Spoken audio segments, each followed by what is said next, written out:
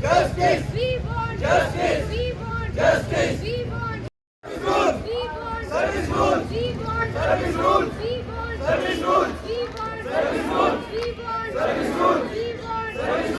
We want justice. We want justice. We want justice. We want justice. We want justice. We want justice.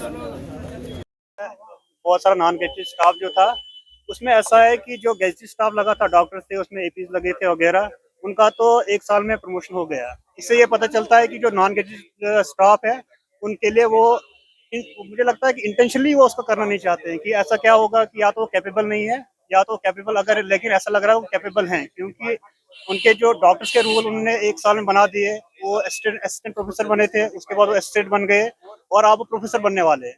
लेकिन जितना भी non graduate staff है, एमटीज है, clerk हैं, बाकी जो नर्सिंग स्टाफ है, उनका आज तक कोई कमिटीज तो 7-8 बन गई लेकिन वो फाइनलाइजेशन नहीं हो रहा था। अब हम ये जानना चाहते हैं कि क्या इंटेंशनली वो नॉन ग्रेजुएट के साथ वो डिस्क्रिमिनेशन हो रहा है या वो करना ही नहीं चाहते हैं। इसीलिए आज हमारा ये प्रोटेस्ट है।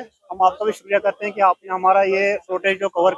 सर्विस रिक्रूटमेंट रूल्स, जैसा कि आप सबको पता है कि हर डिपार्टमेंट के अपने अपने सर्विस रिक्रूटमेंट रूल्स होते हैं। उसमें गेस्टेड स्टाफ भी आता है और नॉन गेस्टेड स्टाफ भी आता है। लेकिन बड़े अफसोस के साथ कहना पड़ रहा है कि हमारे जितने भी नॉन गेस्टेड स्टाफ हैं जो 5 मेडिकल कॉलेज में रिक्रूट हुए हैं 2019 में, उनके अभी तक service recruitment rules health and medical education द्वारा फाइनलाइज नहीं किए गए।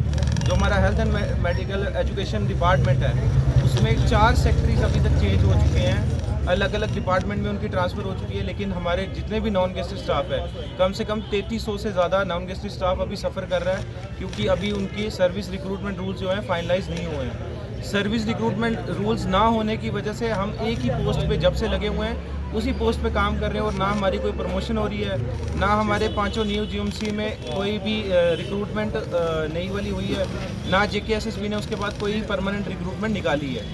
हम 6 साल पहले यहाँ पे रिक्रूट हुए थे और 6 साल हो चुके हैं हमें। एक वेरी थैंकफुल टू यू।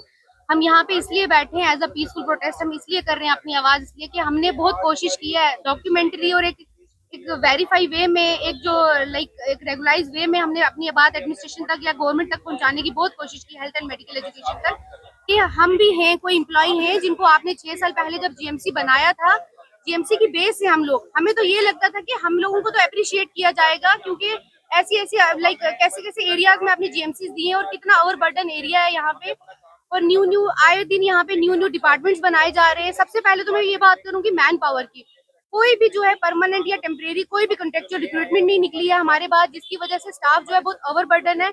आपको पता है आईएमसी के रूल के हिसाब से वार्ड्स में क्या रेशियो रहती है, आईसीयूज में क्या रेशियो रहती है। हम यहाँ पे वार्ड्स के अंदर 60-60, 70-70 पेशेंट को हम एक नर्स ट्रीट करती है, या जो भी टेक्निकल स्टाफ है, एमटीएस हैं, क्लरिक्स हैं, बहुत ओवर बर्डन है स्टाफ, सारा का सारा बहुत ओवर बर्डन है। ओवर बर्डन होने की वजह से हम जो क्वालिटी केयर है, जिसको एक बेस्ट केयर बोलते हैं, जो पेशेंट केयर, हम वो प्रोवाइड नहीं कर पा रहे क्योंकि हम ओवर बर्डन है। दूसरी बात ये है कि गेजेटेड और नॉन गेजेटेड स्टाफ, हमें कोई गेजेटेड स्टाफ से प्रॉब्लम नहीं है, बट ये है कि अगर उनकी प्रमोशंस का ध्यान हमारी गवर्नमेंट को रहता है तो नॉन गेजेटेड स्टाफ कोई ऐसे ही थोड़ी ना है, हमारी प्रमोशंस ड्यू है, हमारे लिए इनने कोई सर्विस रूल नहीं अब तक बनाए, जो टोटली अनएक्सेप्टेबल, और हम बहुत फ्रस्ट्रेशन में इस टाइम पे, बट स्टिल हमने पेशेंस रखा है। 6 साल हो गए हम लोगों को जॉब करते हुए।